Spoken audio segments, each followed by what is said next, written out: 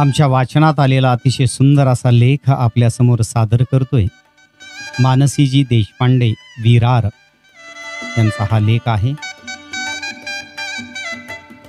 हल्ली नाती जपणं हे फार कठीण होऊन बसले आहे.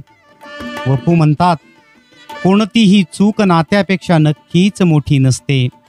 आपण जेव्हा रागात असतो तेव्हा न कळत तोंडून काही शब्द बाहेर पडतात, ज्यामुळे मनाला वेदना होतात.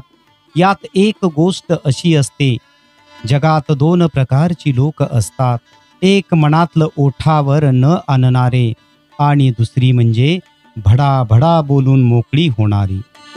समजा तुमच्या जवळच्या व्यक्तीने तुमची फसवणूक केली आहे. आता व्यक्ती तर हृदयाजवळची आहे, मग मनाची द्विधा मनस्थिती होते.